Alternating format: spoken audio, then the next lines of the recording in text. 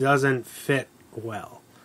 I was able to look past that. Now, obviously, you were. Yeah. But I definitely can see why somebody would be like, oh, I don't really like this, and I don't really like him. But I liked Stuntman Mike, and I liked his dialogue and the way that he carried himself, and I don't know. I feel like this movie gets kind of a bad rap, and it's not nearly as bad as it really could have been. Oh, yeah. I agree with that. Yeah, I don't know. What's that little piece of dialogue that he says to Vanessa Verlado's character, where he's like, I said I'm not stalking you, but I didn't say I'm not a wolf, or something like that. I remember. I really like that, where she's like, is it my scar that frightens you? And she's like, no, it's your car. Yeah, because she sees the car before. Yeah, I really like that. That like little piece of dialogue when they're sitting out and it's like fucking pouring outside, and they're sitting out in between in between like right, like on the deck, like on the porch. Yeah. I don't know. I liked it. The movie's got a couple of good lines in it. I'll admit that. Like I like when Rose McGowan is asking Quentin Tarantino like who Stuntman Mike is. Yeah, and he just replies, "Yeah, he's a stuntman." No, she asked Tarantino behind the bar or whatever, right? Because Tarantino was the bartender, and she asked like, she's like, "Hey, who's Stuntman Mike?" or whatever, and he's like, "He's a stuntman." He's a stuntman. That was a good line. There's like a couple of Eli Roth has a couple of good lines when he's at the bar with his buddy and they're making fun of Kurt Russell, who's just like chowing down on that plate of nachos. Mm-hmm. I remember watching that thinking, damn, those nachos look pretty good. Yeah, all gross. And he's like licking his fingers, it's all greasy, but they look good. And there's a good reference to Zatoichi, which I think I brought up last week with you. Zatoichi was a blind samurai. Yeah. And he asked something. Or like, he asked if she was Jungle Julia or if she was someone famous or whatever, and they're literally sitting underneath one of her billboards. Mm-hmm. And she's like, "Oh yeah, good catch, Zatoichi." And I thought that was really funny. So I think I'll end on that. I'll stop trashing it and stop wasting everyone's time. I will say that it wasn't in the original cut, but in the director's cut, there's a good, or in the version that's by itself, which I would consider a director's cut since it had 25 minutes of scenes that weren't in the theatrical. There's a good callback to Kill Bill, and that is Rosario Dawson's ringtone on her phone is the Bernard Herrmann Twisted Nerve tune from Kill Bill. It's what Elle is whistling in the hospital when she goes to kill the bride when she's in the coma. But that's all I got. Like I said, I don't want to take up the rest of the night talking shit about Death Proof. But I absolutely hate it. And watching it last week did not change my opinion of it at all. That's okay, because I feel like his filmography allows that to happen. Of course, The Weakest Link, that's fine. Before we get into the interview, I have two Swan facts. Okay. One of them I think Chris knows, but the film, the Grindhouse film was actually somebody went in and actually scratched the film reels to make that dirty look or whatever. That when you watch it, when it's like very like distressed looking and looks like it's been run over and over 8 and over million times before. Yeah. So that was physically done, which is cool. And this is the first Tarantino movie to be pretty much linear, with no callbacks, no flashbacks or anything. It's in chronological order, straight through as far as I remember. That's true. Because even Jackie Brown, which doesn't have chapters like his other films, has a couple of flashbacks to her, like her conversation with Ray Nicolette and everything beforehand. So okay. Yeah. So go ahead. I got a fact. Zoe Bell was Uma Thurman's stunt double in Kill Bill. Kill Bill, yeah. Yeah. That's pretty cool that she got, I love Zoe Bell, which is I feel like she was a highlight of Of Death Proof for sure, because just of she really did that. What the fuck was it called? Ship's mast. Yeah, the ship's mast when she got out on the fucking because they were a bunch of stunt women. Yeah. They were doing that for fun or whatever, but she really did it because she does that for a living. Yeah.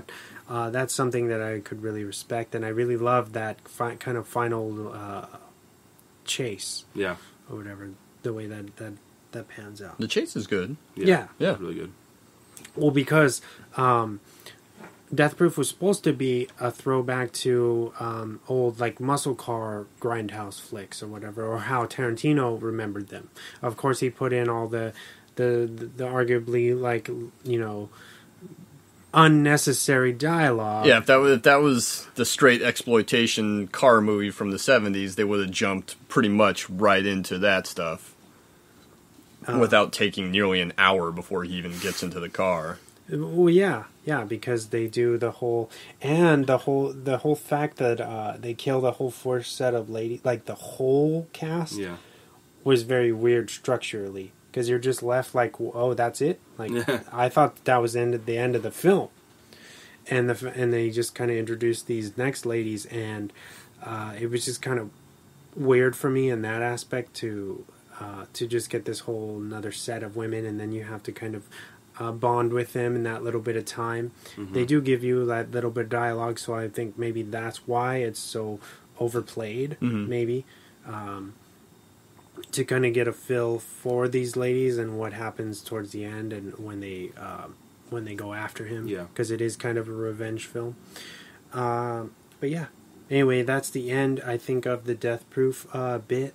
And do you guys want to hear the interview with Tarantino with Conan O'Brien? Yeah. All right, here it is, guys. We're back. I'm here with Quentin Tarantino. We're talking about how you surround yourself with beautiful women, and one thing I've noticed is that you write very well for women. Your dialogue for women is very good. You've been very successful at making them, tough, believable action heroes. What's the secret, you think, for writing for women? Well, not to be facetious. I mean, the thing is, but I'm a good writer. Yeah, right.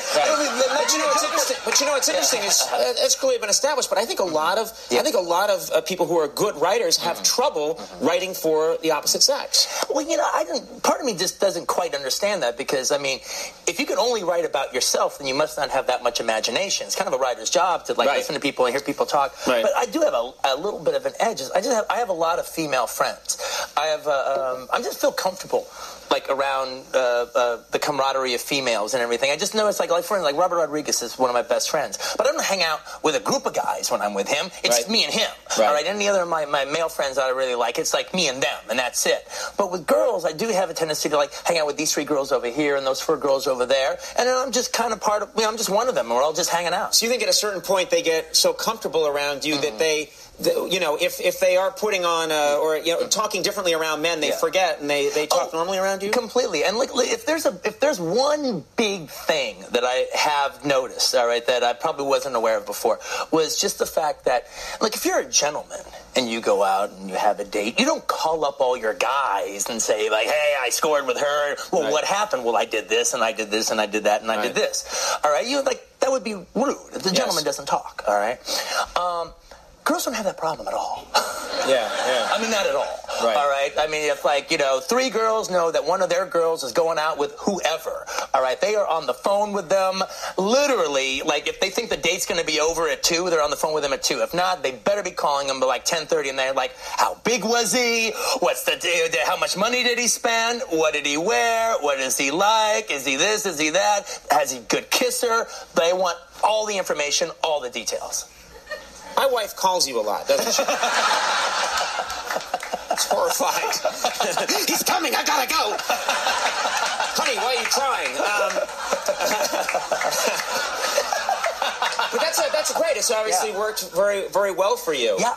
It's actually been really nice actually heading around in their company and just black girls and white girls and just having all their different heads, having all their different voices running around my head. We have a clip here, which I think this clip features Rose McGowan. Is that correct? Yeah, it's Rose McGowan and Kurt Russell. It's the one I'm thinking about. It's the one where he's been talking about the fact that he has a death-proof car, that you can't get hurt if you're in this car. In fact, he even says the line that I could drive this baby into a brick wall at 120 miles an hour just for the experience. Right. But there is a caveat to that, and you'll find out about that now. Let's take a look at this clip from Grindhouse.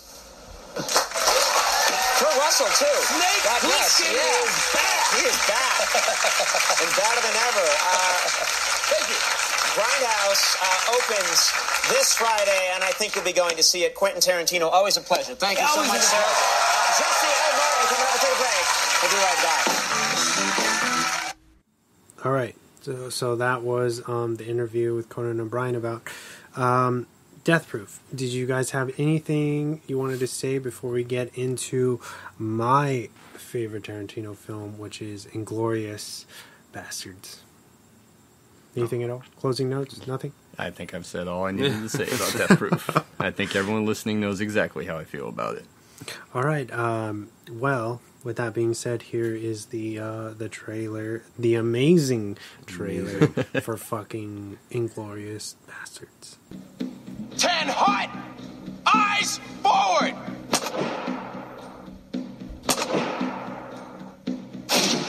My name is Lieutenant Aldo Ray. And I need me 8 soldiers. We're gonna be dropped into France dressed as civilians. We're gonna be doing one thing only. Killing Nazis. Yes, sir! Members of the National Socialist Party conquered Europe through murder, torture, intimidation, and terror. And that's exactly what we're gonna do to them. We will be cruel to the German. And through our cruelty, they will know who we are. They will find the evidence of our cruelty in the disemboweled, dismembered, and disfigured bodies of their brothers we leave behind us. And the German will not be able to help themselves from imagining the cruelty their brothers endured at our hands. And our boot heels. And the edge of our knives. The German will be sickened by us. The German will talk about us. And the German will fear us.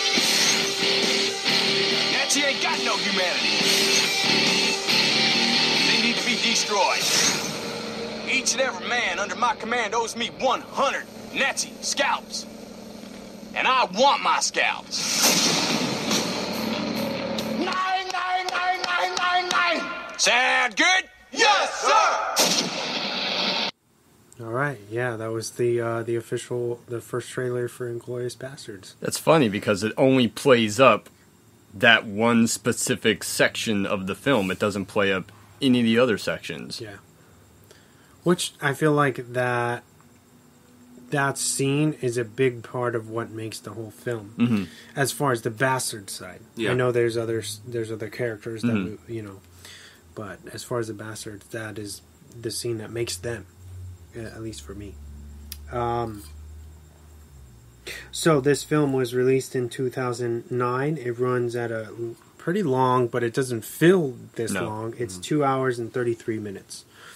It has an 89 for Rotten. It was made for 75 mil and it grossed 120. So it's definitely a success. Success. I think it was at the time his most successful film. I think I'm ruining one of my Swan facts counteracting this, but I think it's his biggest grossing film since Pulp Fiction. Okay. Yeah. As far as as the research I did, that's what they said is that it's his biggest. It's right behind Pulp Fiction or at the same level, but it's definitely the biggest one. So what do you guys think about this film? I personally loved it. When I first saw it, I didn't expect the whole reimagining of history aspect of it. Going into it, I thought I was like, okay, I've never heard of these people, but I'm pretty sure these people are fake. But I'm sure it's going to be relatively on line with history. Yeah, it's like you feel like it's going to play out like Valkyrie. Yeah, exactly. Right? Where they're not going to quite get there. Yeah. And the fact that he went in, like you said, and did what he did, and nobody knew about it. At least I didn't know about it when I went to watch it. It was that was like the biggest like pleasant surprise ever. Yeah. Because who fucking doesn't like, who doesn't fucking hate Hitler or whatever, you know what I mean? Oh, and who doesn't love seeing Nazis get machine gunned in the back trying to escape a burning building? Yeah, that was so great. And that was amazing. Like the whole movie, just the way, I don't know. I personally loved, probably one of my most favorite